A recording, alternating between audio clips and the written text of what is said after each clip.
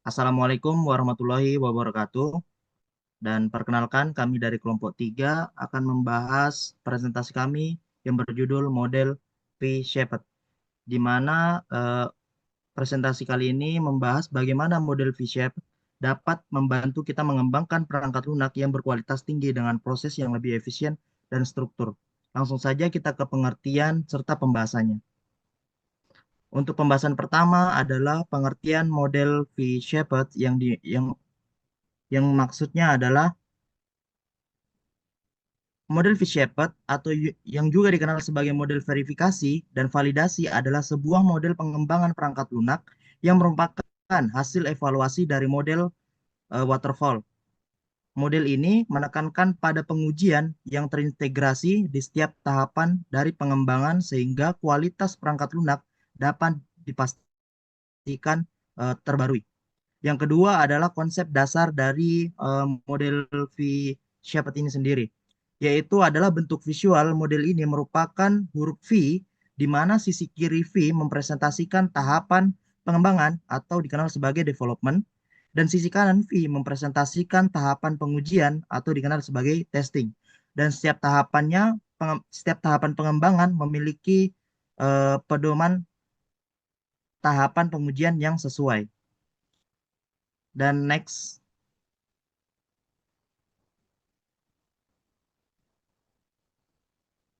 nextnya adalah perbedaan utama model V-shape dengan SDLC lainnya.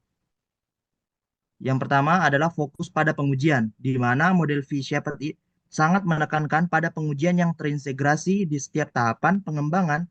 Setiap tahapan pengembangan ini memiliki padanan tahapan pengujian yang sesuai. Hal ini berbeda dengan beberapa model lain yang mungkin menunda pengujian hingga akhir siklus pengembangannya. Yang kedua adalah hubungan timbal balik. Hubungan timbal balik model V-shaped menggambarkan hubungan yang kuat antara tahapan pengembangan dan pengujian. Setiap tahapan pengujian divalidasi oleh tahapan pengembangan yang sesuai dan sebaliknya. Yang ketiga atau yang terakhir adalah struktur visualnya. Bentuk visual model V-shaped yang menyerupai huruf V memudahkan pemahaman alur pengembangan dan pengujian secara paralel. Next.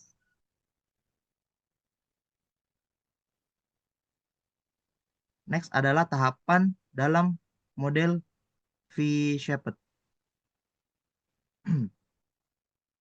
Tahapannya adalah salah satu tahapannya adalah require analysis atau analisis kebutuhan. Terus yang kedua adalah sistem desain atau desain sistemnya. Yang ketiga adalah arsitektural design. Keempat adalah modul desain.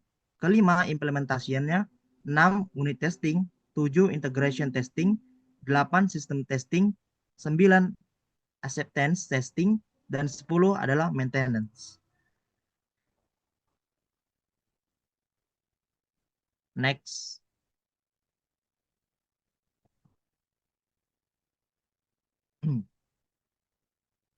Selanjutnya adalah hubungan antara tahapan pengembangan dan pengujian. Require analytic, require analytic yaitu adalah acceptance testing, sistem design adalah sistem testing, dan selanjutnya adalah arsitektur desain. Terus langkah selanjutnya adalah integration testing, lalu ke modul desain, dan yang terakhir adalah unit testing.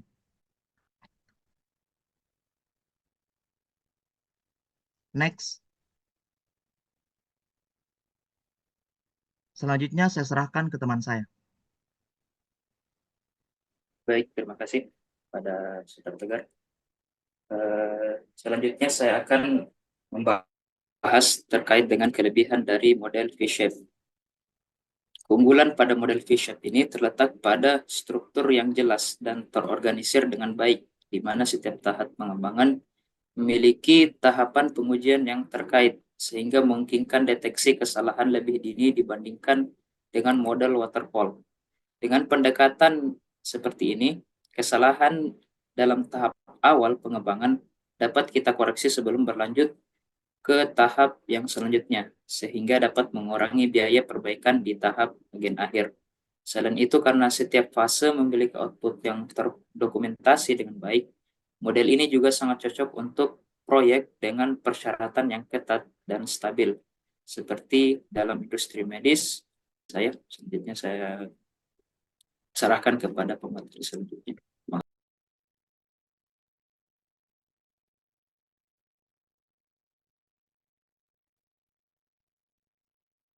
Baik, saya akan membahas mengenai kekurangan model V-shape. Kelemahan model V-shape terutama terletak pada kurangnya fleksibilitas dalam menangani perubahan. Karena model ini mengikuti pendekatan linear dan kaku sehingga sulit untuk mengakomodasi perubahan besar setelah tahap perancangan dimulai. Jika ada perubahan kebutuhan di tengah proses, pengembang harus kembali ke tahap awal yang dapat menyebabkan keterlambatan dan peningkatan biaya. Selain itu, model ini kurang cocok untuk proyek yang masih dalam tahap eksplorasi kebutuhan atau proyek dengan tingkat inovasi tinggi, karena perubahan yang sering akan menyulitkan penerapan pendekatan yang ketat dan terdokumentasi seperti dalam model V-shape. Selanjutnya, saya serahkan kepada pemateri berikutnya. Selanjutnya saya akan menjelaskan materi, yaitu studi kasus perusahaan yang menggunakan model V-shape. Perusahaan yang menggunakan model V-shape yaitu yang pertama adalah NASA. NASA menggunakan model V-shape dalam pengembangan sistem perangkat lunak untuk pesawat luar angkasa dan satelit. Model ini memastikan setiap komponen diuji secara ketat sebelum implementasi untuk menghindari kesalahan total. Yang kedua yaitu perusahaan finansial. Lembaga keuangan seperti bank menggunakan model V-shape untuk memastikan perangkat lunak perbankan berjalan tanpa kesalahan. Proses verifikasi dan validasi diterapkan secara ketat pada setiap tahap untuk meminimalisir risiko keamanan. Next. Selanjutnya yaitu proses pengujian pada setiap tahap model V-shape. Model V-shape terdiri dari tahap pengembangan di sisi kiri dan tahap pengujian di sisi kanan, dengan tahap implementasi sebagai titik temu di dasar V. Berikut adalah tahap-tahapnya. Pada tahap perencanaan kebutuhan, dilakukan uji validasi kebutuhan untuk memastikan perangkat lunak memenuhi kebutuhan bisnis. Setelah itu, desain sistem diuji melalui uji verifikasi. Sistem guna memastikan semua fungsi bekerja sesuai desain. Selanjutnya, desain arsitektur diuji menggunakan uji integrasi untuk memeriksa komunikasi antar modul. Pada tahap desain modul, dilakukan uji unit untuk memastikan setiap unit kode bekerja dengan baik. Setelah implementasi, dilakukan uji fungsional untuk memastikan perangkat lunak berfungsi sesuai spesifikasi sebelum peluncuran. Next. Selanjutnya, saya akan menjelaskan tool yang mendukung implementasi model V-shape. Model V-shape dalam pengembangan perangkat lunak didukung oleh berbagai tools yang membantu dalam setiap tahapannya. Dalam tahap perencanaan dan dokumentasi, tools seperti Jira dan Confluence digunakan untuk mengelola proyek dan mencatat seluruh dokumentasi yang diperlukan. Pada tahap desain dan pengembangan, Enterprise Architect membantu dalam pemodelan sistem, sementara Visual Studio digunakan sebagai lingkungan pengembangan untuk menulis dan menguji kode program. Sementara itu, pada tahap pengujian, terdapat beberapa tools yang mendukung proses validasi dan verifikasi. Di antaranya Selenium untuk pengujian otomatis pada aplikasi web, Unit untuk pengujian unit pada kode berbasis Java, dan TestRail sebagai alat manajemen pengujian, serta Postman untuk pengujian API. Dengan adanya tools ini, implementasi model V-shape menjadi lebih terstruktur dan efisien dalam setiap tahap pengembangan perangkat lunak. Baik, saya yang dapat saya sampaikan, saya kembalikan pada moderator.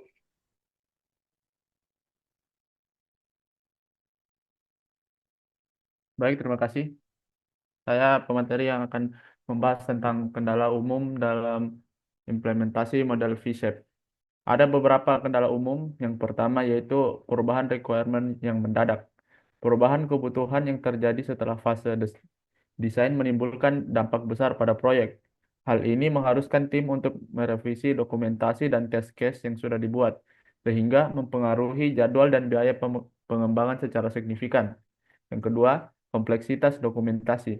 Model V-shape memerlukan dokumentasi yang sangat detail pada setiap tahapan. Setiap perubahan kecil pada satu dokumen dapat memengaruhi dokumen lainnya, menciptakan beban administratif yang cukup berat bagi tim pengembang. Yang ketiga yaitu manajemen sumber daya. Distribusi beban kerja yang tidak merata sepanjang proyek menjadi tantangan tersendiri. Tim testing cenderung kurang optimal di awal proyek namun sangat terbebani di akhir. Sementara bug yang ditemukan di fase akhir dapat sangat mahal untuk diperbaiki. Itu saja dari saya. Saya berikan ke pemateri selanjutnya. Terima kasih.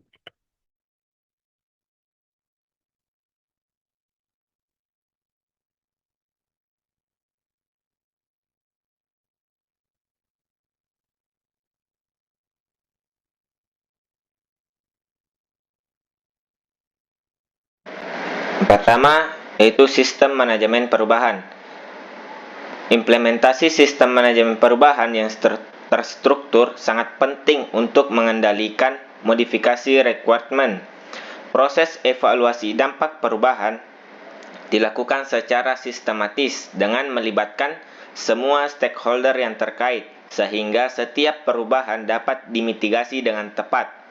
Yang selanjutnya, pendekatan dokumentasi adaptif. Penggunaan sistem dokumentasi yang lebih fleksibel namun tetap terstruktur dapat mengurangi beban administratif. Tools manajemen dokumentasi yang modern memungkinkan tim untuk melacak perubahan dan menjaga konsistensi antar dokumen dengan lebih efisien. Selanjutnya, ada optimalisasi komunikasi. Peningkatan komunikasi antar tim development dan testing melalui pertemuan reguler dan platform kolaborasi dapat meminimalisir kesalahpahaman, transparansi informasi dan feedback loop yang cepat membantu mengidentifikasi potensial masalah yang lebih awal. Yang terakhir ada automasi dan tools. Pemanfaatan automated testing dan continuous integration membantu mempercepat proses verifikasi. Tools manajemen proyek modern memungkinkan tracking progress yang lebih efektif dan membantu distribusi resource yang lebih merata. Mungkin itu saja materi yang saya sampaikan. Saya berikan kepada pemateri selanjutnya.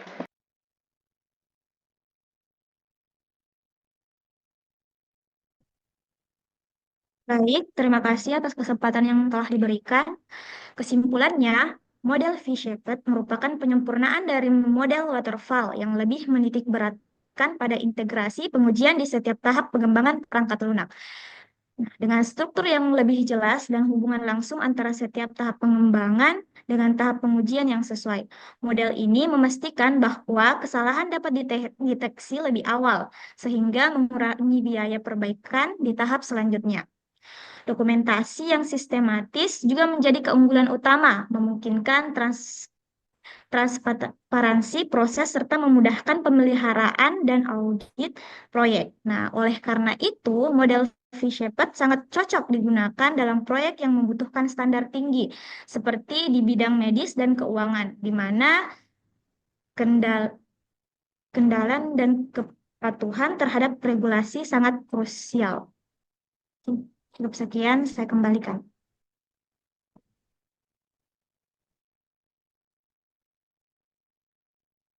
Cukup itulah presentasi dari kelompok 3. Kurang dan lebihnya mohon dimaafkan. Wassalamualaikum warahmatullahi wabarakatuh.